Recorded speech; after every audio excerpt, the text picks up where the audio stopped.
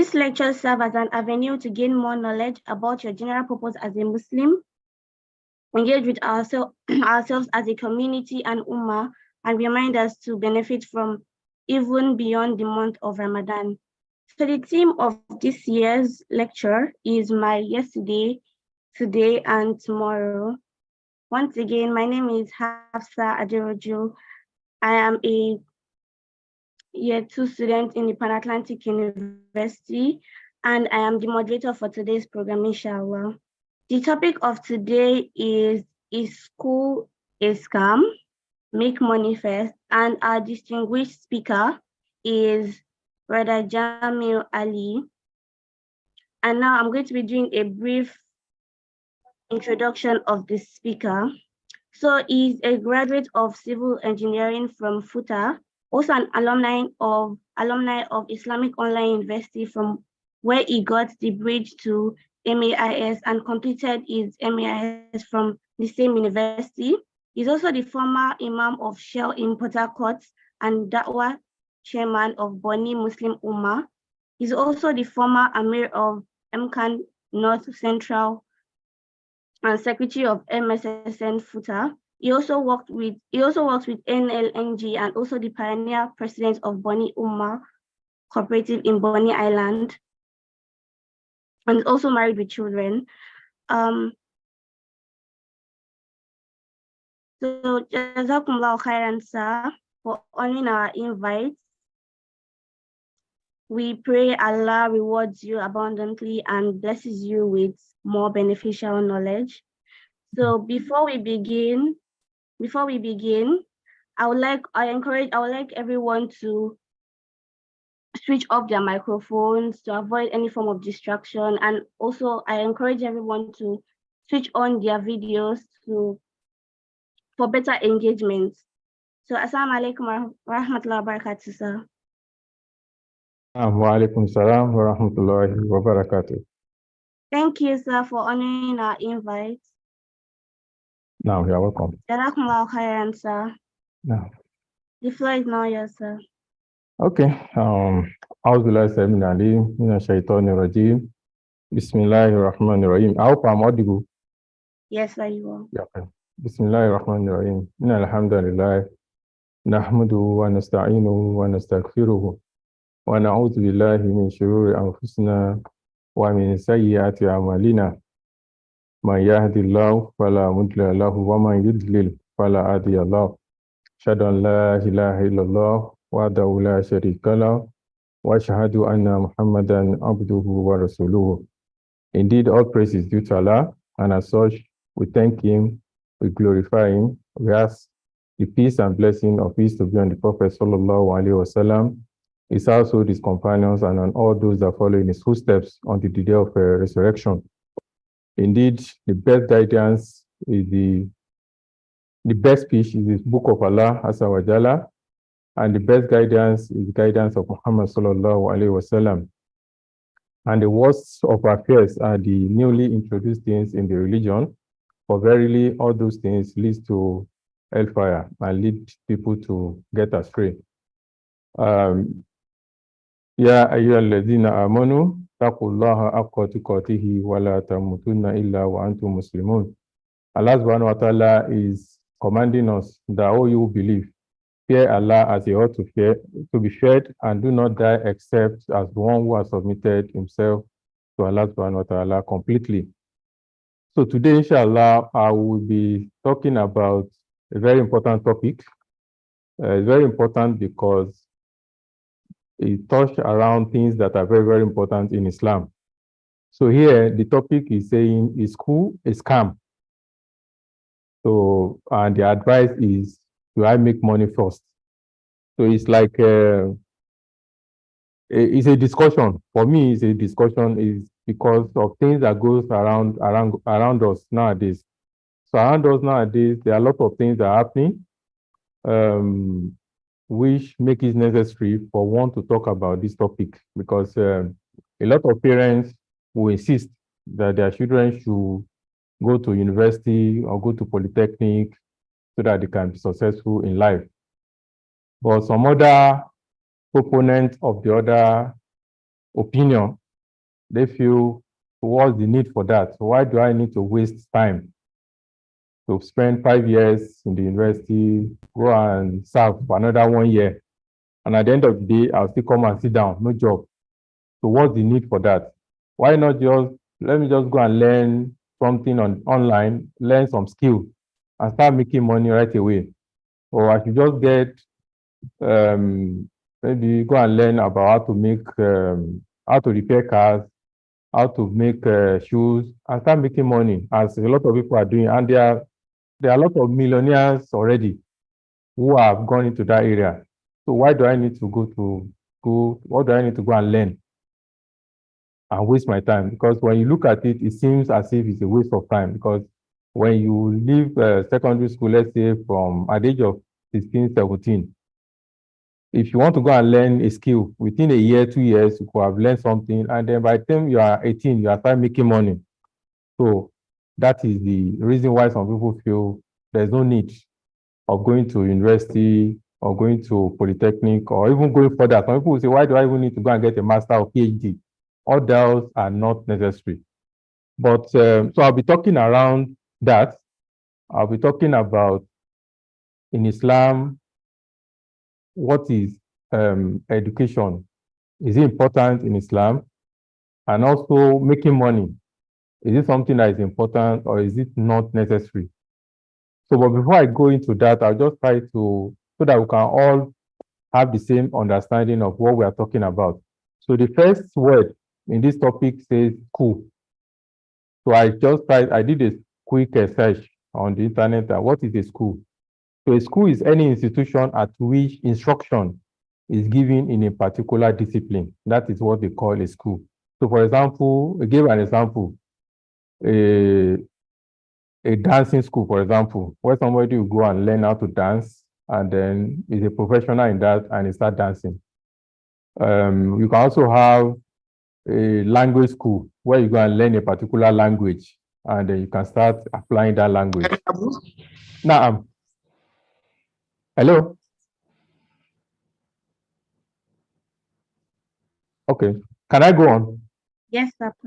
Okay, so that is what is a school is. So it's an institution, a place where you go and learn something. So that's what it's about. So in that context, it means whether you go and learn online, just like I've done. I learned about Islamic study. I went to do an MA, Master of Arts in Islamic study online. So that is a school because I went there to learn about Islamic studies. When I went to the university, to FUTA, Federal University of Technology, Akure, to learn about civil engineering, that is a school because I went to learn about a particular thing. And there's a structured way by which I was taught about what I've gone to learn there. So if somebody also go, let's say, for example, you go to Google Class online, to go and learn some skill there, that is also a school, and so on and so forth. But I think in this topic, the concern is about going to university. That is what a lot of people will say, oh, there's no need to. In fact, last week, one of my sons called my attention to a video online where a certain guy, I can't remember the name now, he was talking about why the present way by which we learn in the schools is a scam, because those methods that are being deployed in those institutions are outdated. And he gave a sample. He gave a sample and he justified why he felt the method being deployed nowadays is outdated. That when you look at the computer of the olden days, maybe some 30 years ago, a computer that will be able to store something of 1 gigabyte will be as big as a standard room. But nowadays, our small mobile phone of 20,000 naira can actually store something of 1 gigabyte. So which means that the computer of the days past and the computer of now is changed. So that means that the same way, the method of teaching that same thing should also has evolved. And that's why he now put up a picture of the classroom of 30 years ago and the classroom of today. That the classroom of 30 years ago and the classroom of today are the same thing. There's no change between the classroom of that time and the classroom of today. So because of that, I felt the method of passing across the knowledge that will enable a child or somebody that will go to that school so that it can develop things that will be relevant for today, to also evolved, to have changed as those things you are trying to learn has changed. And that's a valid argument. So that's his own opinion, and some people have that feeling. So then when we talk about the second thing that people talk about here, they said a scam, that is school a scam. So what is the meaning of a scam? Because it's also good to understand when we say scam, something is a scam, what does it mean? So it means a dishonest scheme, a fraud. So something that people just put up to make money and then let people lose their money without gaining any value from it. So that's what is a scam. So when you say something is a scam, for example, you hear of internet fraud, internet scam, that somebody will just pick up some story and send it to thousands of people, and some people will respond. So in the process of the interaction with those people, they try to take their money through wrong means. So that is a scam. Or for example, some of us know about multi MMM, something like where people will say, okay, contribute money into some financial scheme. At the end of the day, those people that started that scheme will run away with people's money. So that is a scam. Or more recently, one of the Bitcoin companies that has an interchange, it ran away with people's money and people lost their money through that means. That is a scam. So that is what is meant by a scam. Then when we talk about money, money is just a current medium of exchange in the form of coins, banknotes, and more recently, digital coins. People, things that you can interact with. Because in the olden days, what people used to do is that if, for example, I need a yam and maybe I have a vegetable, so I'll go to the person that's selling yam and say, please, you need vegetable, give me yam, and we exchange. So that is trade by barter. But over time, you realize that it is cumbersome, it is not easy. Because sometimes you may go and meet the person that is selling the yam, that has the yam, and tell him, do you need vegetable? He will tell you, I don't need vegetable. Okay, give me, so I can't give you my yam, and I need the yam. So what people have devised is money, something that you can use to exchange. So I don't need to carry my vegetable to somebody that's selling yam. What I just do is sell my vegetable, then go and meet the person that's selling yam and give him my money, and I collect the yam. So that's money. So those are the words that are mentioned in the topic. So now, as a Muslim, what do you understand by school or education?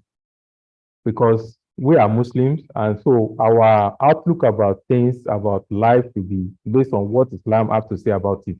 So we need to try to understand that, okay, in Islam, schooling, going to a place to learn about a particular discipline, following a set rule, following the structured means of doing it, is it a scam?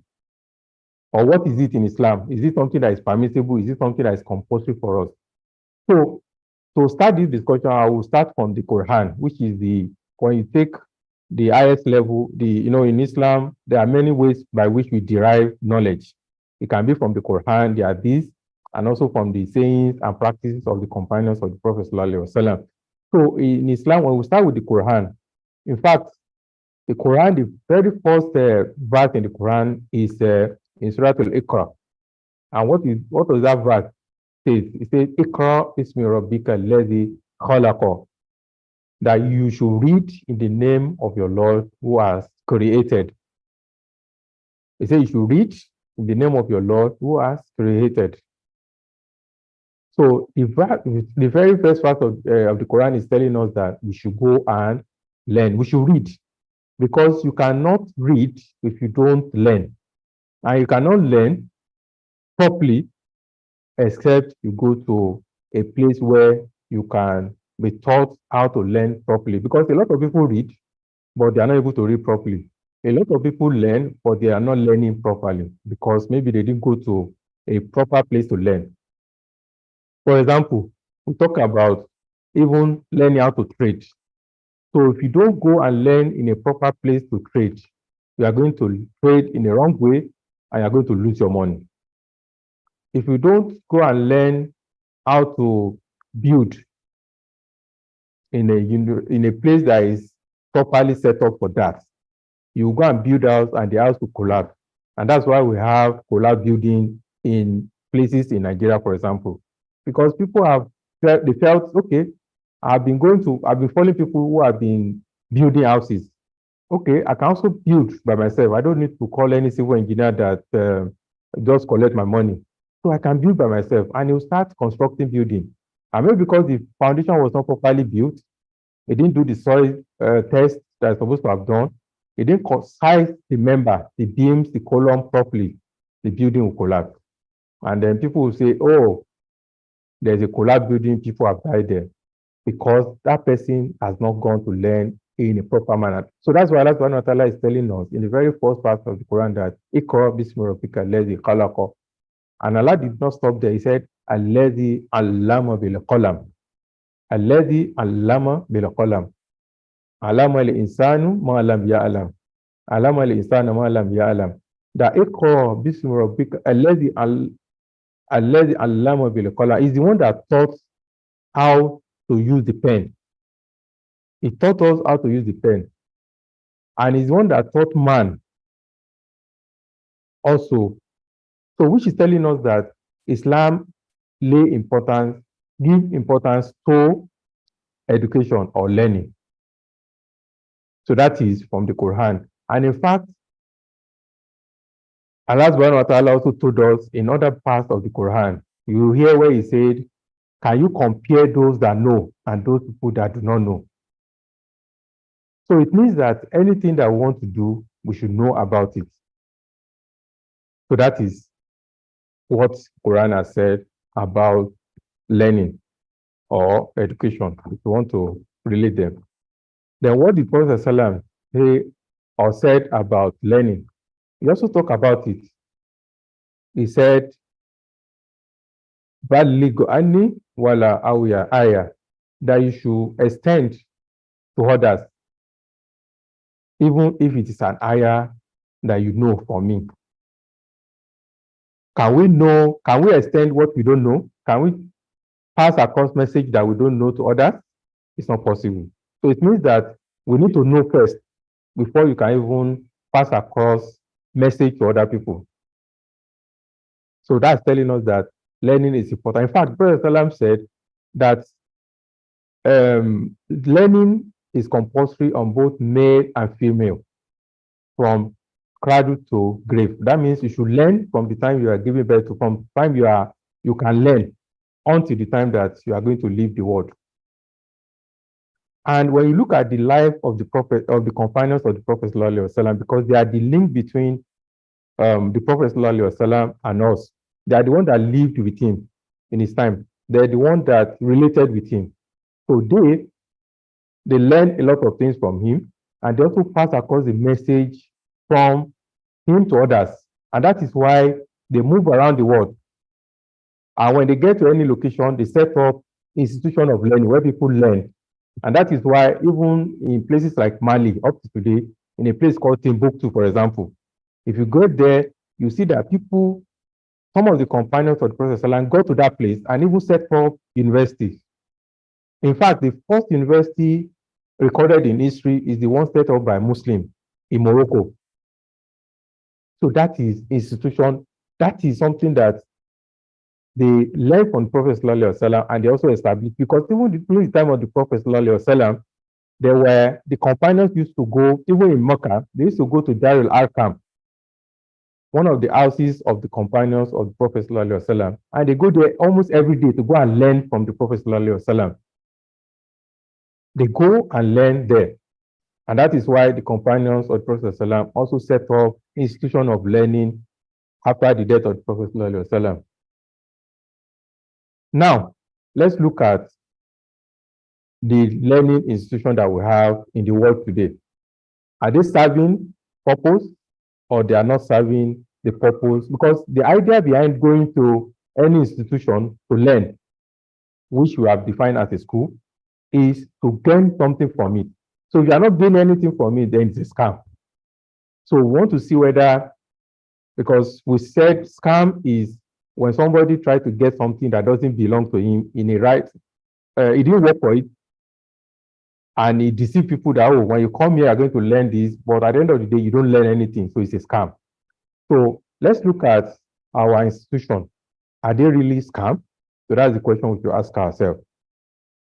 So, and I will answer that by asking each and every one of us that will any of us want to fly in an aeroplane that is being piloted by somebody that did not go to any flying school, because it's a school, it's still a school, a flying school, and is not certified to be a pilot? Will any one of us want to fly in such a pilot? Can anybody who want to fly in that kind of plane raise up his hand or her hand?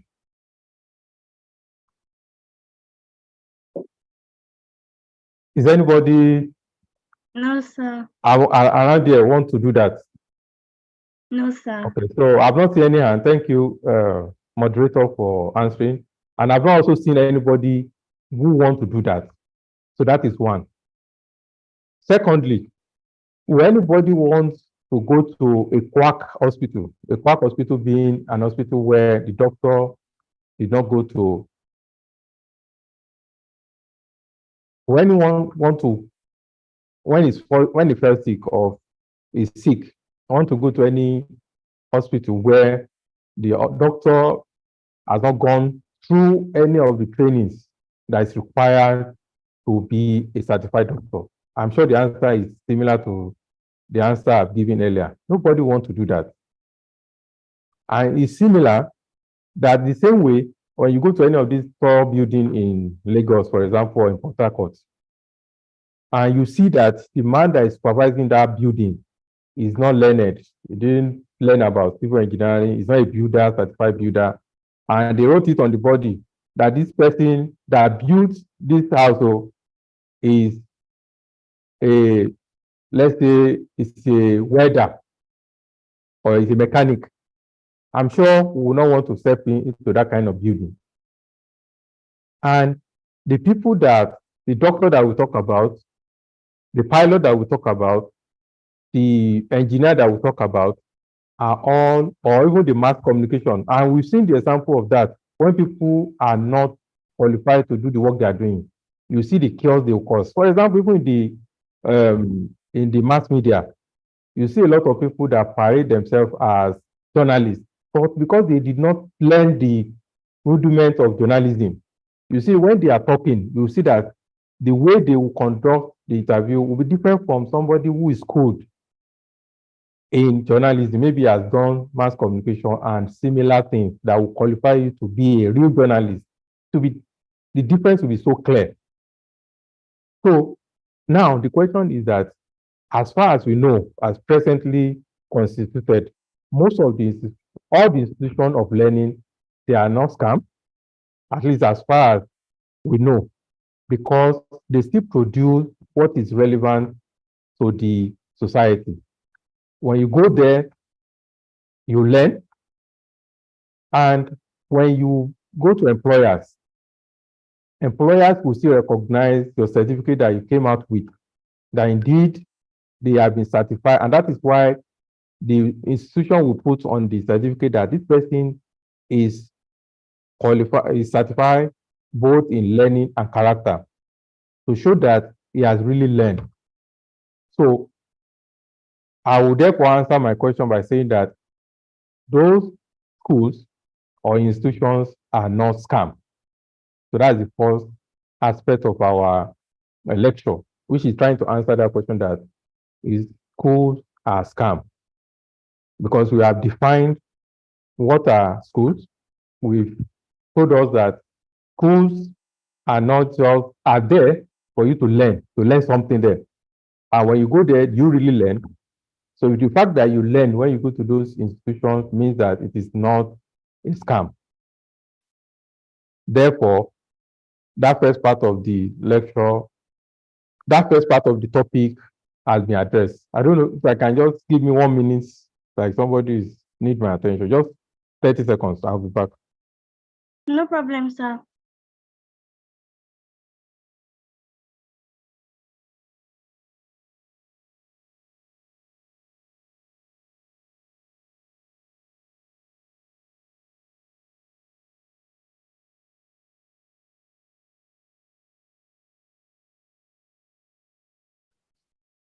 So, as I was saying, so I've managed, I'm sure some people may have contrary opinion, and I'm sure we'll be able to address that during the question and answer, hopefully.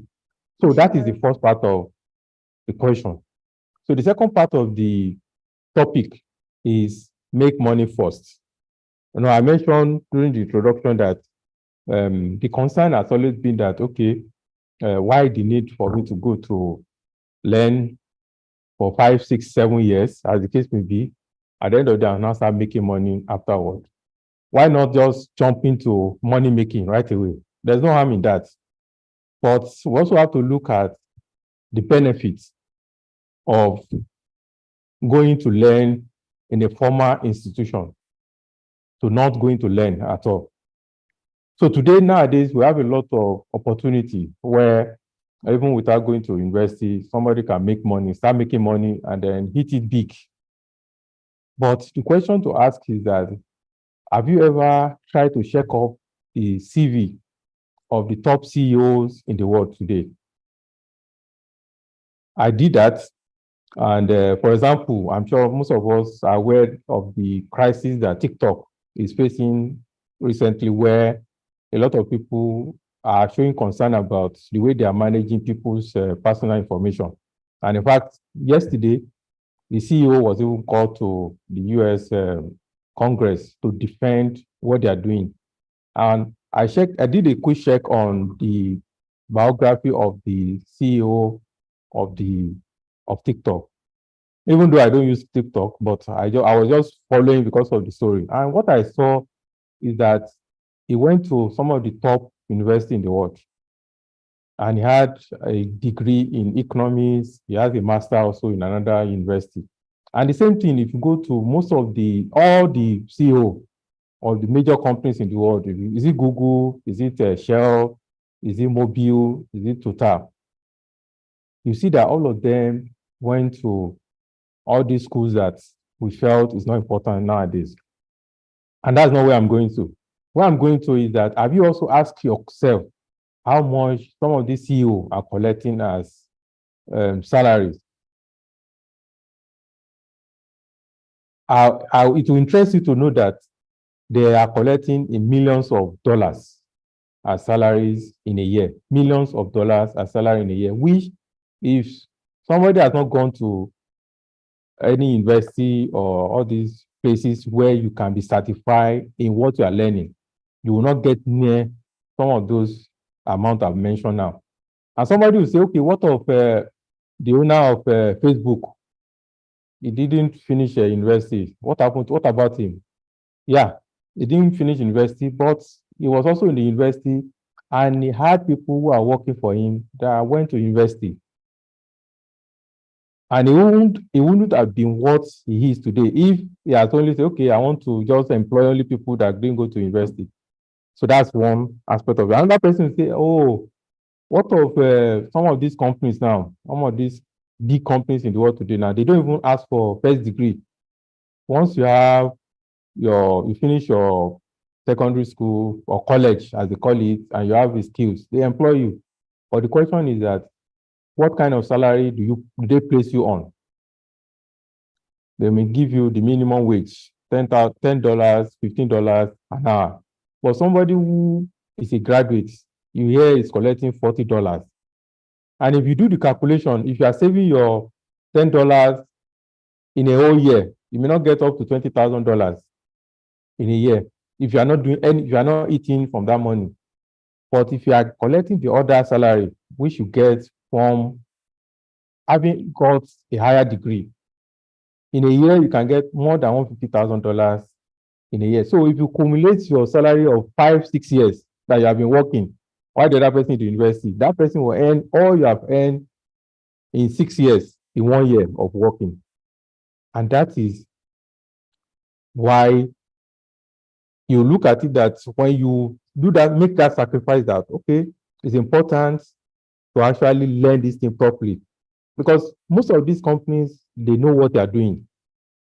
When they are employing somebody who does not have a degree, they place you on another salary compared to somebody who has some of these other degrees. And that is the truth.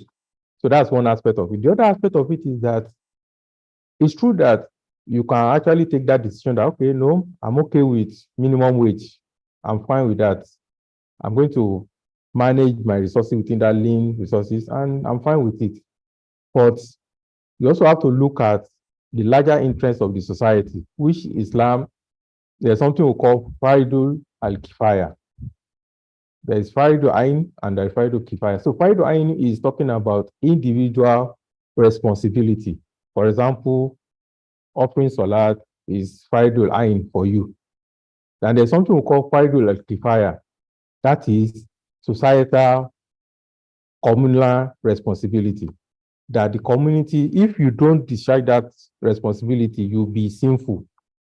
So for example, you can imagine a society where everybody say, all of us, we want to just, once we finish college, we'll start working. Are we going to have doctors? Are we going to have nurses? Are we going to have pilots? Who have such? So in looking at it from that angle, you realize that every society needs people that still have to go to university, that still have to follow that structure means to learn. Because no amount of self-reading, reading online, that will make people to give you the license to fly a plane. Even you may have all the money, go to flying schools and learn how to fly, but you still not be certified as a pilot to pilot a Boeing 737, for example. So we still need to go through that structure means of learning. And even when you want to set up your private businesses, some people say, no, I'm not interested in working for anybody. I want to set up my own business. And that is why I mentioned earlier that even if you want to go and trade, and you don't go and trade in a proper means, if you have all the money in the world, you lose that money in the first transaction. So it's still important that we still go and learn from those structured institutions.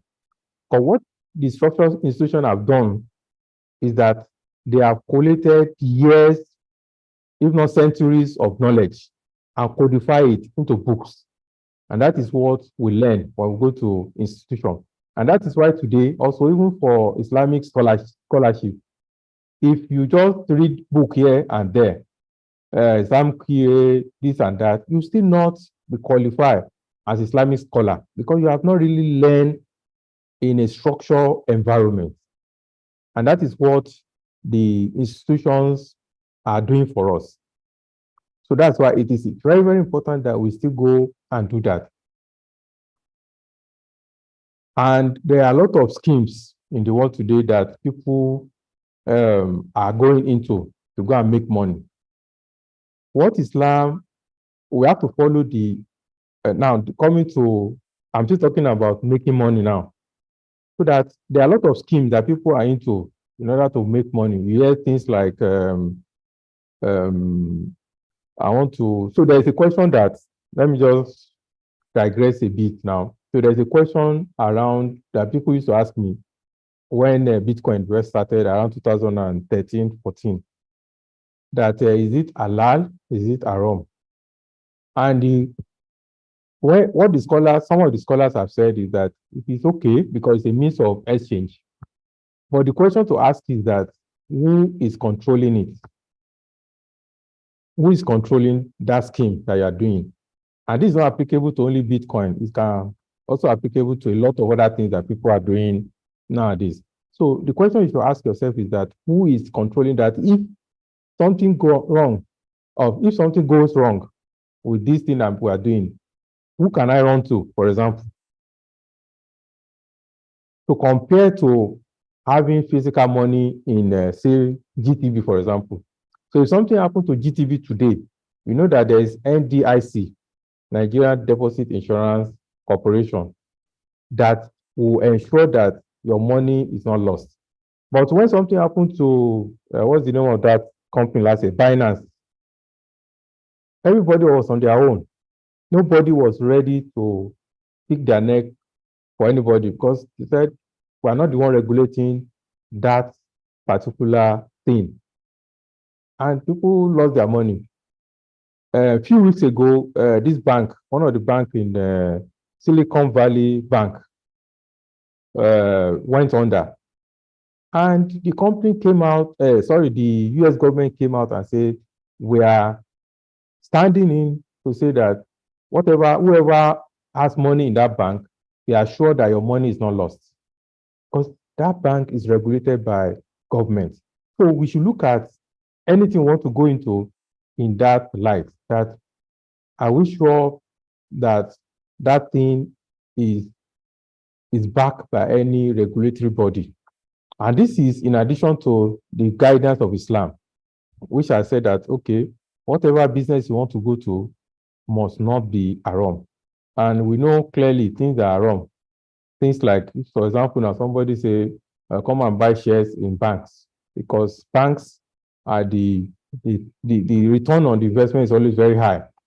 Or come and invest in brewery, or come and invest in a gun making company. All those ones, clearly Islam has said you cannot go into it. So I'm not talking about those ones. I'm talking about those ones that are clearly around. So we should ask questions. This one that I want to go into, is it allowed for a Muslim to go into it? And you will not be able to know that if you have not also passed through the method or an institution where you've learned about what Islam says is right and what is wrong about even transaction. So everything we want to go into, we need to pass through. Moderator, I hope I still have some few minutes. Yes, sir. Yes, sir. How many minutes more do you have? Yeah, about 15 minutes. Okay, thank you. So that is what I'm talking about, that as Muslims, we need to look at how do we want to make money. And for us, because of the limitation around what we can do and what we cannot do, then it should make us to think properly about it, that should I go into this or should I not go into it? So that is, so I'll be able to show that schools, at least most of the schools, are not scam, even though there are some of them that are scam. And I can give some examples. So there are some schools, if you go online, they will tell you that, oh, these particular schools, if you come to it, we are going to give you a particular skill, and afterward, we'll give you a certificate and you get a job immediately. And if you are not careful, you lose your money through that one. But those ones are clearly scam. For the traditional schools, what we have also established is that there is need for improvement in how teachings and learning take place in all some of the institutions. But that does not mean that those institutions are scam, because we still have benefits, we derive benefit from it. When you take your certificate that you got from those institutions to employers, they still honor it, because it means they are still being recognized by the employers. They are recognized by, even if you want to go for higher studies, they are recognized. So clearly, they are not scam. And we have also mentioned at the other part that making money, there's nothing wrong with making money. And that is why today, there's nothing stopping students who are in our traditional schools to also learn skills that they can, while they are in the institution learning, they can be making money as well. And there's nothing around about that. There's nothing wrong with that. But what is wrong is to abandon learning and say, no, I don't need to learn. I can just go online, learn one skill, and be making money from it. Forget about institution. And what I used to tell people about that is like footballers. If you put on your television and you hear some of the footballers, you may hear they get as much as $300,000 per week, $150,000 per week. And when you do the calculation, you realize that what I've been earning since I started working almost 20 years or more than 20 years ago, I've never earned up to what that footballer is earning in a week. So you can start considering that, well, why not just go and learn how to play football, and then I'll start making money, and then I don't need to go to university. So that is also wrong, because what we have seen is that out of every Ronaldo that you know that's earning $300,000, there are millions of other people that are also aspiring to be like Ronaldo, and they never made the money. They go to what do you call it, academy to go and learn how to play football, and they never even get a lowest rank football club to sign them in.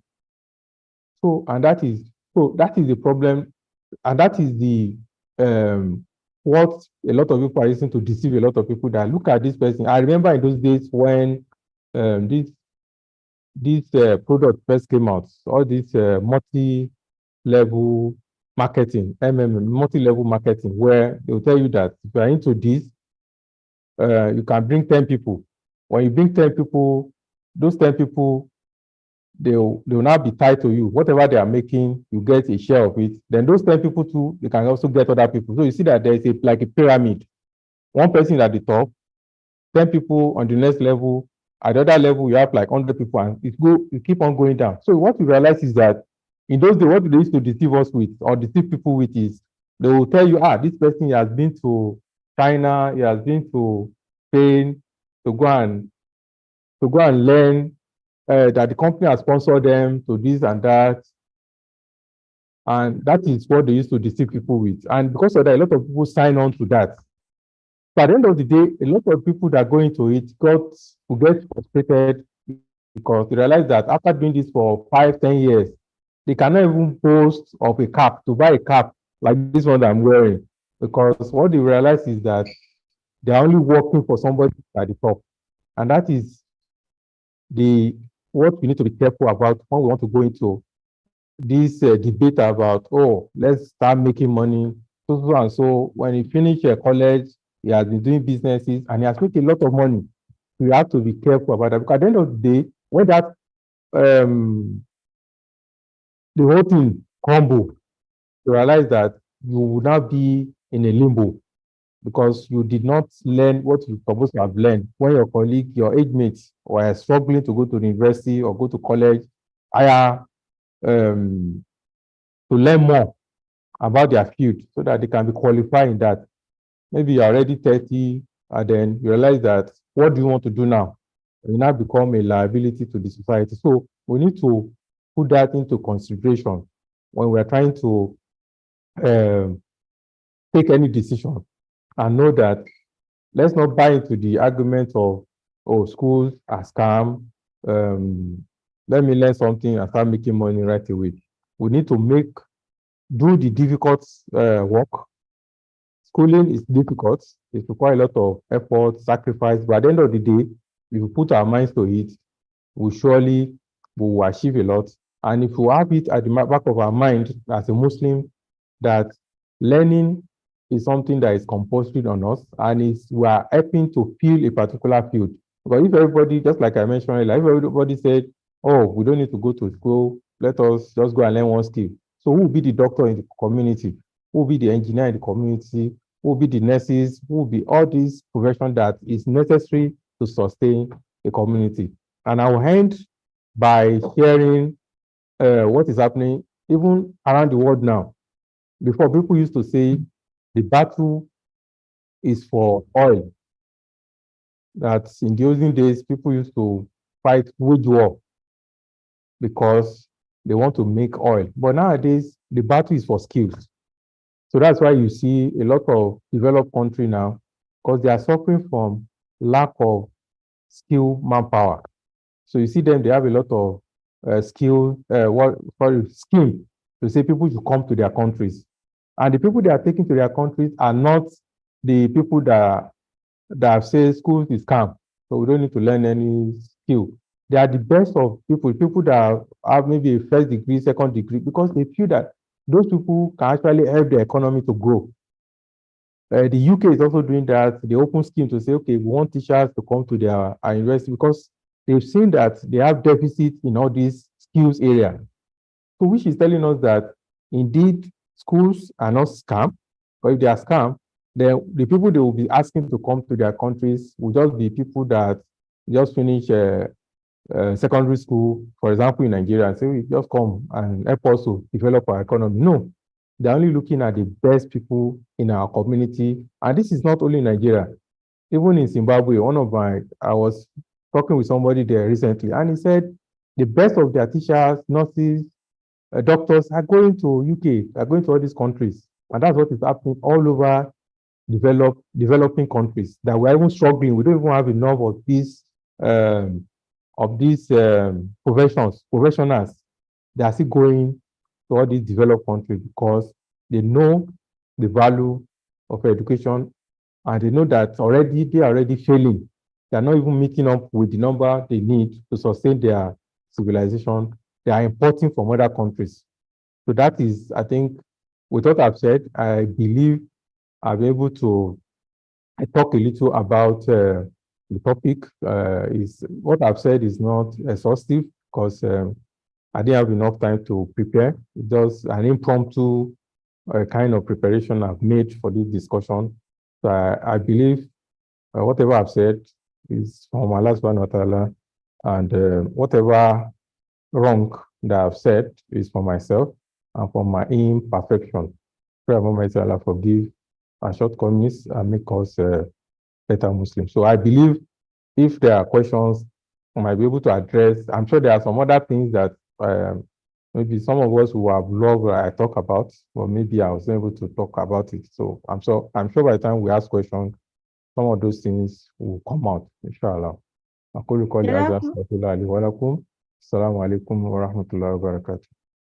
وعليكم السلام ورحمة الله وبركاته, sir. Jazakumullah khairan for that beautiful lecture. May Allah continue to bless you with more beneficial knowledge. We're really honored by your invitation. Thank you, sir. Really appreciate. But before the Q&A session begins, I noted some points down for those who are just joining, like a summary. So I learned that the Quran has negated the idea that school is a scam, even from the first verse of the Quran, where Allah says, "Iqra bismi rabbikal ladzi khalaq." So Allah encourages us to go to school, to gain knowledge. Even the Prophet has also encouraged us to even share our knowledge. So according to the speaker said that the Prophet ﷺ even told people that told us, the Ummah, that we should share our knowledge. And before you can share your knowledge, you have to be knowledgeable. You have to know things before you can share them. And also, I found it very interesting that the first university that was set up by Muslims. So it's also that's like a very good point to encourage Muslims to gain knowledge, to become skilled, to be able to build universities and more schools that will be beneficial for us and the Ummah. I also learned what's the meaning of Fardu Kifaya, which means something like communal responsibility. It is we are responsible for the society. We are all responsible for the society. So we are supposed to help the society by gaining more knowledge. And yes, it is not all about making money. You also have to get yourself involved in beneficial things, and try to avoid getting engaged in haram activities, because this world is temporary. We all know that. And that I also learned that the society is in need right now. We all know that the society is in need of skilled manpower, and to be of great benefit for us to all get ourselves involved in education, and not just sit at home and say, "Oh, okay, I'll learn it through YouTube. I would learn on my own." We should actually attend school. So Alhamdulillah, that's all I have learned. And I am sure we have all learned one or two things. And okay, you can start sending in your questions. You can either type them or you can use the microphone. So I'll be waiting here for your questions.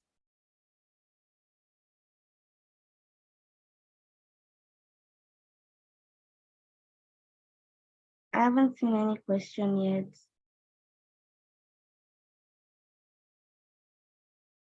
As that make my work easy for me.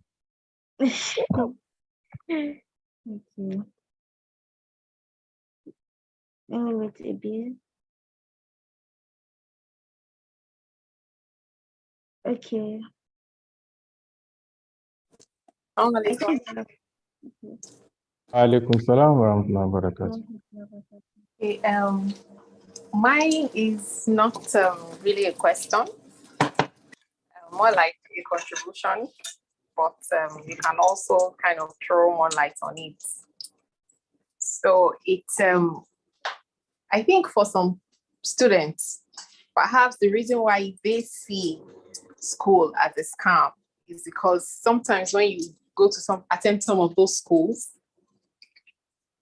you pay a lot of money, you spend time, but at the end of the day, what they teach you or what you benefit is not really what you end up doing.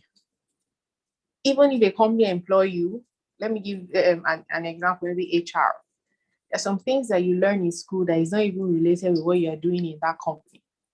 You end up learning on the job.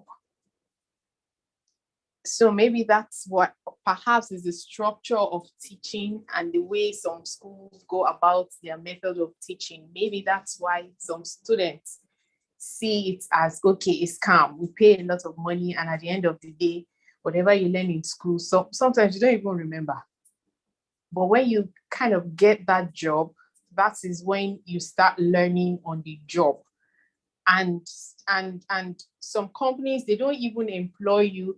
Like, okay, I can give LNG as an example. You might apply for a particular job role, and they will post you somewhere else. That's probably not even related to something you studied in school. So how do you explain that, sir?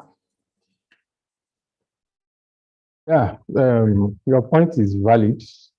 And it's also important to also know, and that's one of the things I mentioned earlier, that even if no company will, for example, NLNG now, they will not employ somebody who has not gone to any university for a role as maybe HR role, because they still feel that even though some of those things you learned in the university are not relevant to what you come and do in their company, they believe that because you have gone to the university, you have learned some skills that are relevant and will make you to be able to learn what they want you to even do on the work.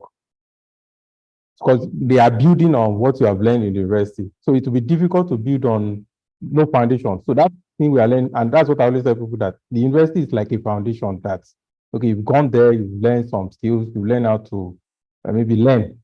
Because, you know, when you were in secondary school, a lot of us, I think, or I can speak for myself, I was just there, just reading.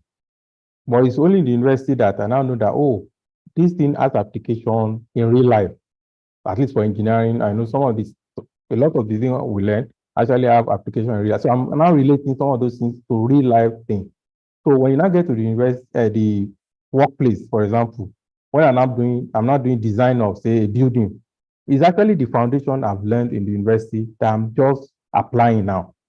Even though it may not be at another level, but I'm building on what I've learned before. It's not, it's to be, if it's somebody that's just coming from secondary school and they ask him, come and do the design of this building, yeah, it doesn't even have foundation. But here you have the foundation, you are building on it. So I think that is what some of the companies are doing, because even you see some of them, they bring the civil engineer, they throw him to well engineering in oil and gas, but they'll still train him. So what they are training is they are building on what he has learned already in the university. So that's what is happening. So what we have learned is not entirely not relevant. And that's why I mentioned that our institution of learning also have to look at making what they are teaching us in the university to be relevant to the industry. And that's what some of the developed countries are doing, where they now talk of OBE, that's outcome-based education. So outcome-based education is looking at what do you want to do, what the industry need, and they tailor their education towards that. So that's what outcome-based education is about. What we are doing is more of input. We just pour everything to us. They are not looking at, okay, what does the industry need? And even for the Nigerian University Commission, they are making efforts to transition from what we are using presently to that outcome-based education, which a lot of the university outside Nigeria are using. So I think that will help in that regard. And for the students that are going to university, they should also know that when they go to the university, what they are learning there is like a foundation. They should also look at, okay, what I'm learning now, I'm studying, say, HR, for example, what is required when I go and work in a company as a HR executive or HR, what do you call it now? HR person. What do I need to deliver in the job? And try to learn about it. Maybe when you go for industrial training, you try to go to invest a company where they are doing similar to what you want to do after your university.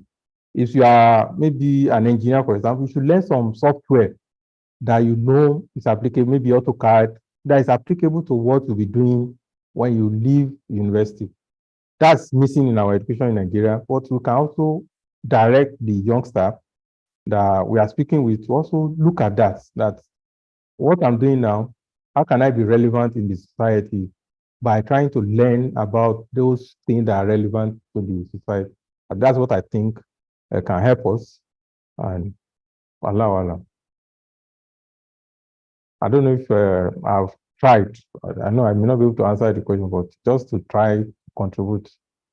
Jazakumullah khairan, sir. So there's a question here on the. Yes, there is. So the question is, how do we balance between university and Islamic knowledge? Well, so you can balance it by, so when you say balance, so we are saying, how do we make sure that when you go to university, you also learn about Islamic knowledge? So there are a lot of opportunity for that. And one of the opportunities that we can use to improve our Islamic knowledge is things like, I know Islamic Online University, it has been there for a while. I know I started my bridge to Master of Art in Islamic Study like 2014. So that university has been there. And so we can enroll in some of their programs. They have a lot of programs, diplomas, even some of them are not paid. You don't pay anything. Just register and follow a structured program, and you learn a lot there. So that one is there. I also know there are a lot of institutes that are also online. You can also register for them and learn about it. And I know also a lot of universities, wherever you are, even as far as Sweden, they have vibrant Islamic society, which when we are in those environments, we should also try to be part of what they are doing there. Try to be contributing, and you can learn from people that are there. I know that for me, I learned a lot from fellow students when I was in Federal University of Technology, Akure. I learned a lot. And that is what also prepared me to say, okay, even after the university, I need to also know more about my religion. And that is what is expected from every Muslim, that if you not limit ourselves and say, I'm investing now, what I'm doing is so much, you still create time to learn about our religion, because our primary responsibility in this world is to serve Allah subhanahu wa ta'ala. And Allah subhanahu wa ta'ala asks us that question rhetorically in Hadith Qudsi that, Kaifa, how do you worship me if you don't know me? But how do you know Allah? It is by learning about Him. It's not about saying, oh, how does Allah look? No. It is about learning about Allah. It's about attending programs like this that will tell you about your purpose in life. It's about being part of wherever you find yourself, community where you live, a part of it. You can learn a lot from people around us, because a lot of knowledge, even during the time of the Prophet, is by one-on-one interaction with him and with other companions. And that is the tradition. We learn from people around us, wherever we find ourselves. Let's be engaged in that community, and we can learn a lot. I think that will help us to balance it. Jazakumullah khairan, sir. I don't think we have any other question. Okay. Then on this note, I think we're going to end the program now.